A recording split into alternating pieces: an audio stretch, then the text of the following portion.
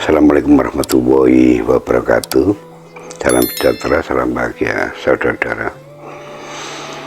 Sebenarnya ada persoalan apa atau sebab apa yang terjadi pada mereka para koruptor kok terus melakukan korupsi, tidak ada hentinya, bahkan semakin besar, dengan mereka adalah orang-orang yang pendidikannya tinggi, mereka rata-rata sarjana, bahkan banyak yang gelarnya doktor dan sebagainya.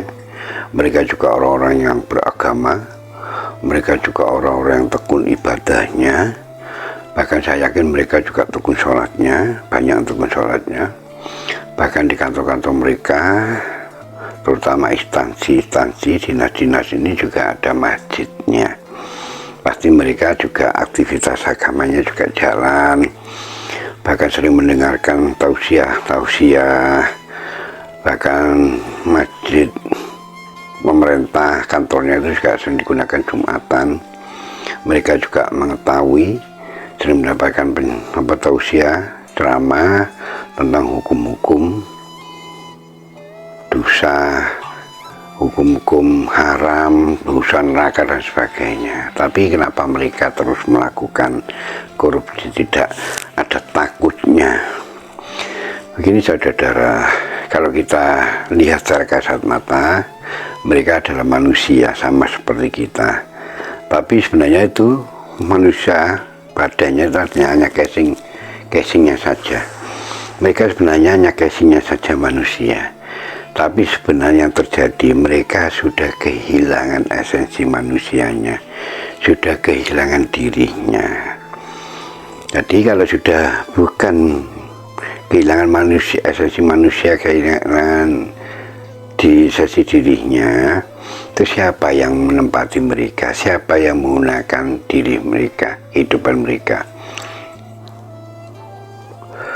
Saudara, saya yakin saudara semua juga pernah mengalaminya.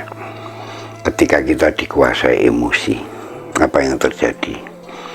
Itu bukan manusia lagi saudara, itu yang namanya energi emosi yang memiliki kehidupan kita. Pikiran kita digunakan, bicara kita sudah beda, bicara kita pasti mencaci maki, kotor dan sebagainya. Bahkan mata kita melihatnya ini melihat dengan penglihatan yang kejam keji.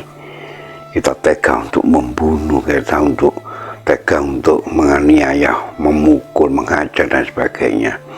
Pendengaran kita mendengarnya panas.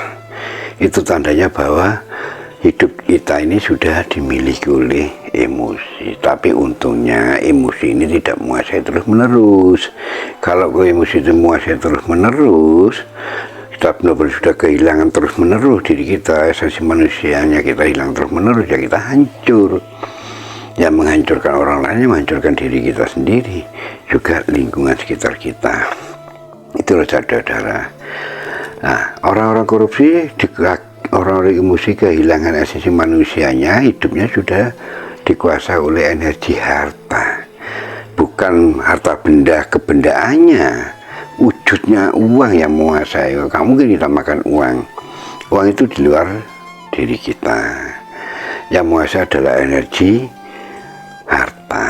Nah, kalau sudah menguasai berarti yang tinggal di dalam pikiran, yang isinya pikiran itu adalah energi harta. Ya jangan heran kalau mikirnya harta terus.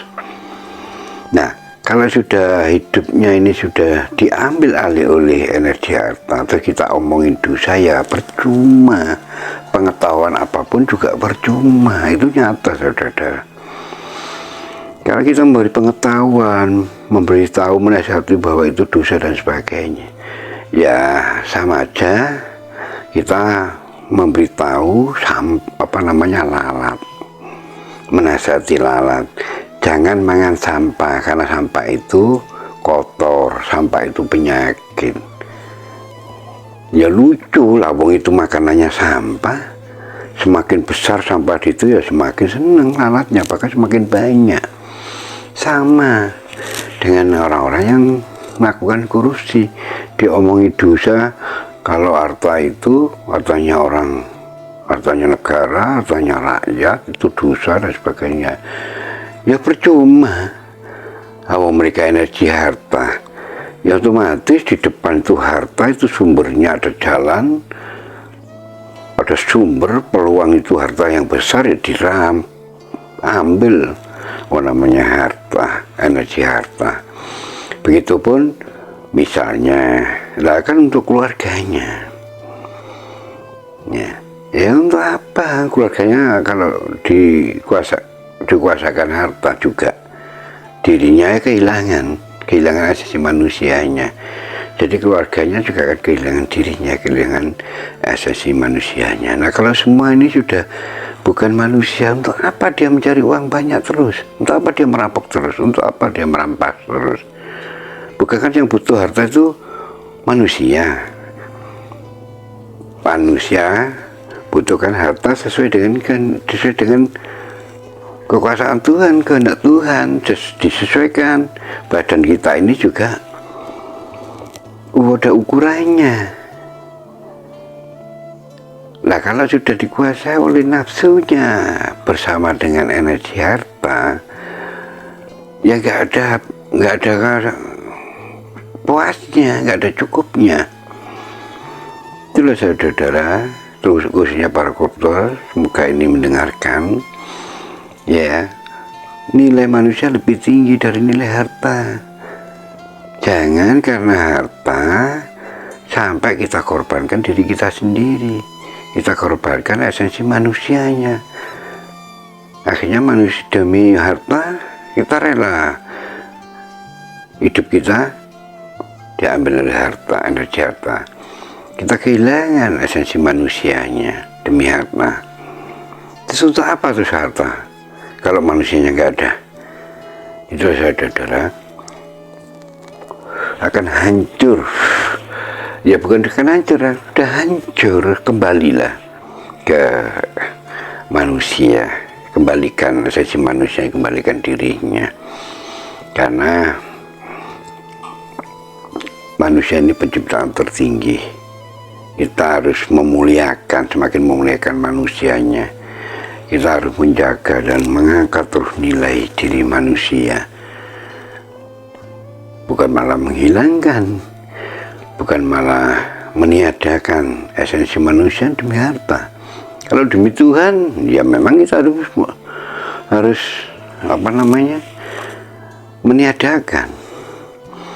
Ya itulah saudara, kasihan saya, mereka sudah kehilangan manusianya.